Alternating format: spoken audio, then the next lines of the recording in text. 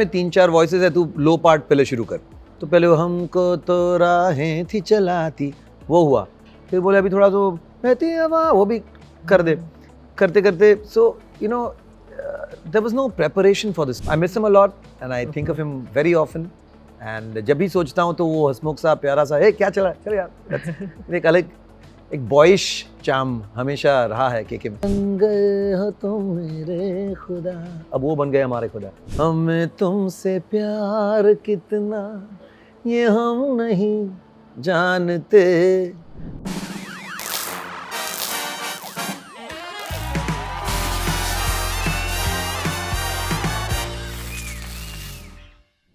Hello everyone, this is Ansh Bhayana and welcome to Instant Bollywood, and today we are with a legendary artist, Shan sir. It's a pleasure to have you here. Thank you अंश भयाना। Ansh Bhayana. अच्छा, अभी मुझे भय डर दिलाओगे आप? क्या है ये? बिल्कुल नहीं, बिल्कुल प्यार, नहीं। बहुत सारा प्यार है आपके हाँ। लिए। तो sir starting with the question, सबसे पहला क्वेश्चन तो मेरे लिए मतलब मुझे जो आपसे पूछना था वो ये था कि ऐसा क्या थॉट प्रोसेस आया कि आरजे वाले जॉनरा में स्टेप इन करने का मन हुआ, कुछ बताओ इस बारे में। क्रेजी फॉर किशोर। और क्या शो ही इतना स्पेशल था कि मैंने इंस्टेंटली हाँ ही कह दिया।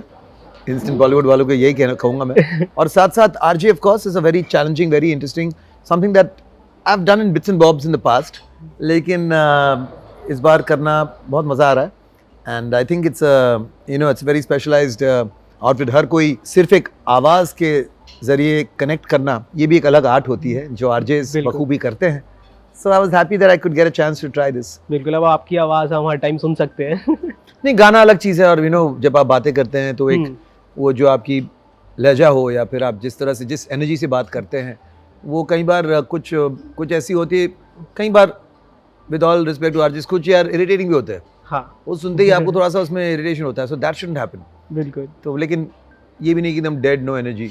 तो it's a balance that you have to find. Of course, अब हम जानते हैं कि आप इतने टाइम से इंडस्ट्री में हो, आप इतने टाइम से इंडस्ट्री में अपने आप को मेंटेन करके रख रहे हो, और आई बिलीव कि इंडस्ट्री में रेलेवेंस होना बहुत ज़रूरी है। तो इतने टाइम से रेलेवेंस मेंटेन करना, इसके बारे में कुछ बताओ कि आप कैसे कर पा रहे हो ये। नहीं, देखिए, अभी इंडस्ट्री जब आपको चाहती है तब तक आप हो, जब इंडस्ट्री को लगता है कि नहीं यार अब बहुत हो गया, तो फिर आप क्या करोगे?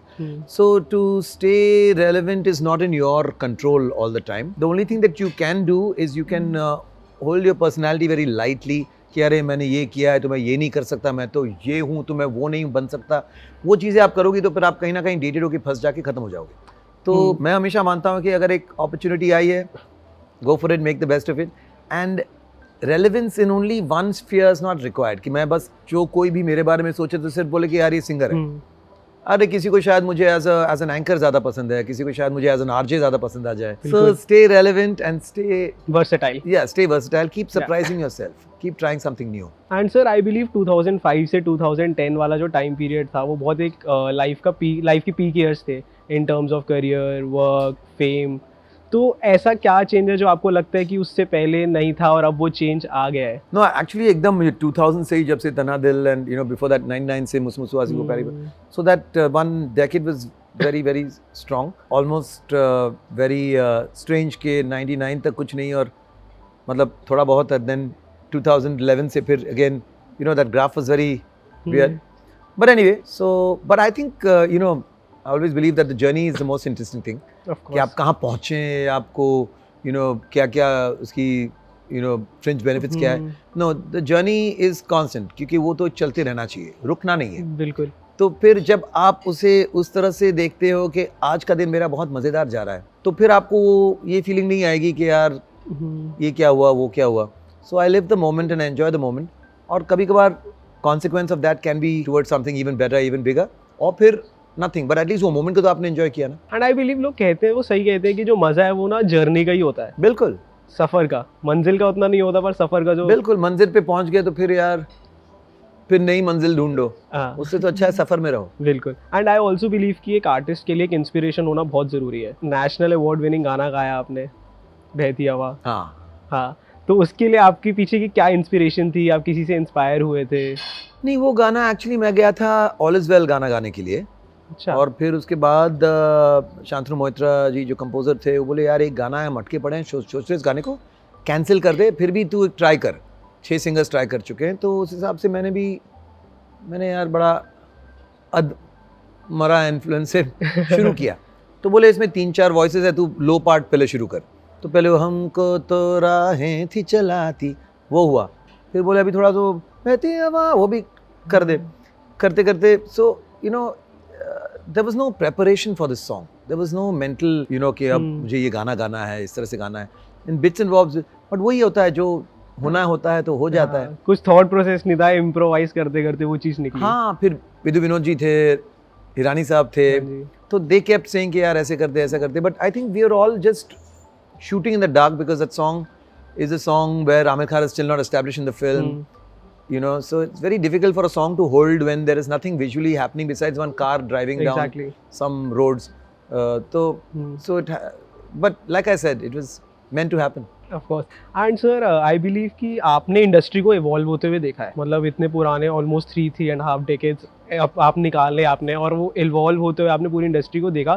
तो क्या अच्छी चीज़ें थी, क्या बुरी चीज़ें थी जो आपको लगता है अब इंडस्ट्री में नहीं है या अब है? एक्चुअली मैं जब से अपने आंखें खोला हूँ, जब से मैं दुनिया देख रहा हूँ, तब से ही मैं इंडस्ट्री को इवॉल्व हुए देखता हूँ। बिकॉज मेरे पिताजी कंपोजर थे और हमारा वो एक ही कमरा था, तो वहीं सिटिंग्स होती थी, रिकॉर्डिंग्स होती थी, और मुझे बहुत मज़ा आता था। मैं कहीं कोने में छुप के वो सब देखते रहता था, उनकी बातें सुनते रहता था, इंडस्ट्री में क्या चल रहा है। So right from the 80s, late 70s, 80s से ही।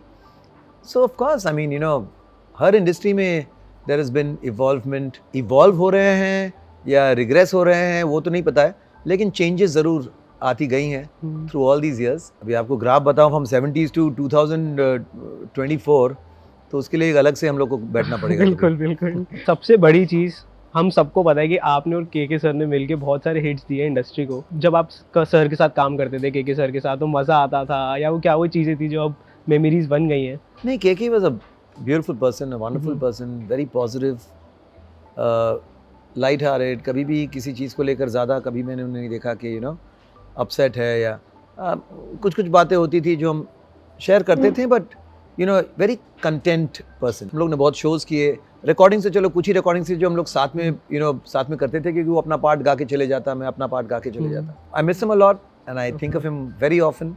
एंड जब भी सोचता हूँ तो वो हंसमुख सा, प्यारा सा, क्या चला चल यार, एक अलग एक बॉयश चार्म हमेशा रहा है के में। So that I really enjoy and miss. कोई एक गाना जो उनके लिए जो आप सुनते ही उनको याद करते हो? 10 बहाने, which got recreated again with our voices only. और भी ऐसे एटलीस्ट 20-25 गाने हैं। I mean some of them are of course very popular, but otherwise also बहुत सारे गाने हैं जो हम लोग ने साथ में किए। We were like the go-to duo. Male duets हो तो चलो के और शान।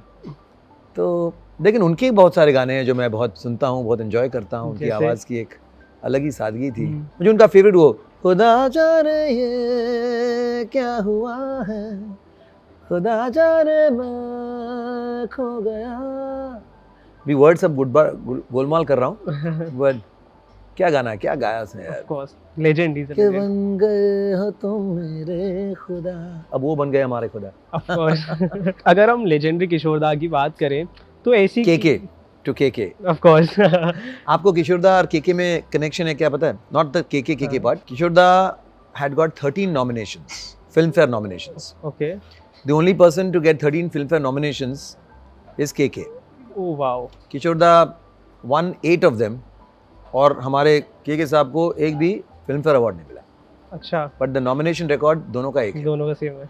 ओह वाओ, दैट्स नाइस। आपको ऐसी कौन सी चीज़ें लगती हैं कि जो आज इंडस्ट्री में लोग आ रहे हैं, अब स्टेप इन कर रहे हैं म्यूजिक इंडस्ट्री में, उनको वहाँ से उठानी चाहिए, सीखनी चाहिए, जिसको बोलते हैं ना स्टिक टू द रूट्स वाली चीज़? तो ऐसी कुछ चीज़ें जो उन्हीं से ही सीख सकते हैं हम। बिल्कुल, आज की सिंगिंग के लिए भी जिसे कहते हैं ना कि कंटेम्प्रेरी आज का स्टाइल होना चाहिए। You shouldn't sound dated, you shouldn't sound like you know singers of the यस्टर। फिर भी मैं तो कहूँगा कि एटलीस्ट 3 महीने रूम में लॉक करके इनको सिर्फ किशोर दा के गाने सुनाओ।